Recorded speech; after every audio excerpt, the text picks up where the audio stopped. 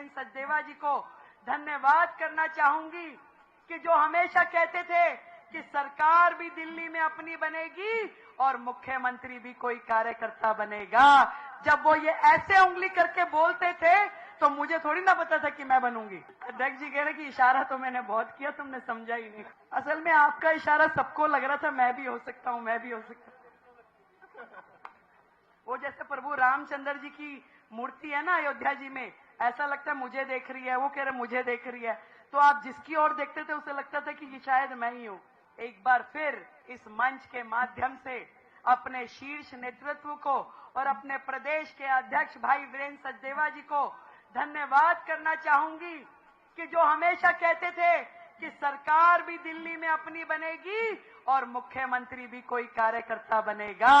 जब वो ये ऐसे उंगली करके बोलते थे तो मुझे थोड़ी ना पता था कि मैं बनूंगी। अध्यक्ष जी कह रहे कि इशारा तो मैंने बहुत किया, तुमने समझा ही नहीं। असल में आपका इशारा सबको लग रहा था मैं भी हो सकता हूं, मैं भी हो सकता हूं। वो जैसे प्रभु रामचंद्र जी की मूर्ति है ना अयोध्या जी में, ऐसा लगता है मुझे देख रही है, वो कह रहे मुझे देख रही है, तो आप जिसकी ओर देखते थे उसे लगता था कि शायद मैं ही हूं। और शायद इसी मेहनत के चलते दिल्ली में इतनी बड़ी जीत हुई। मैं आप सबको केवल इतनी बात कहना चाहती हूं कि भारतीय जनता पार्टी एकमात्र ऐसा मंच है जहां छोटे से छोटे कार्यकर्ता को बड़े से बड़े मौके दिए जाते हैं। मैं साक्षात उसकी उदाहरण हूं, मैं साक्षात उसकी उदाहरण हूं।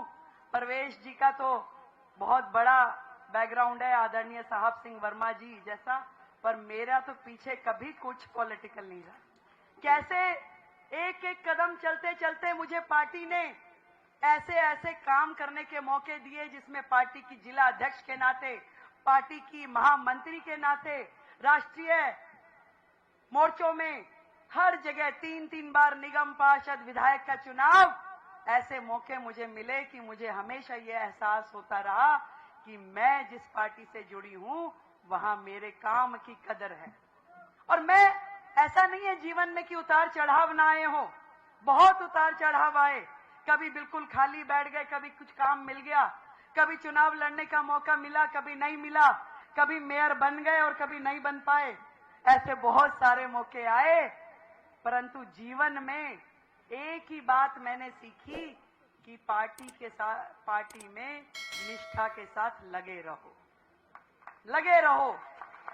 ये परिवार एक ऐसा बड़ा परिवार है जिसके पास सबके लिए आशीर्वाद है।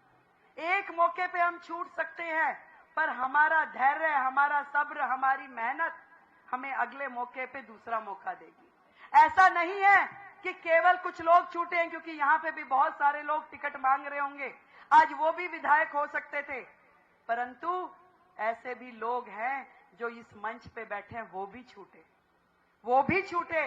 तो कभी कोई छूटता है, कभी किसी को मौका मिल जाता है, ये सब तकदीर का खेल होता है। कभी भाग्य हमारा साथ देता है, पार्टी तो मौके देती ही रहती है। इन दोनों का जब मिलन होता है तभी एक सूर्य उगता है और सूर्य चमकता है।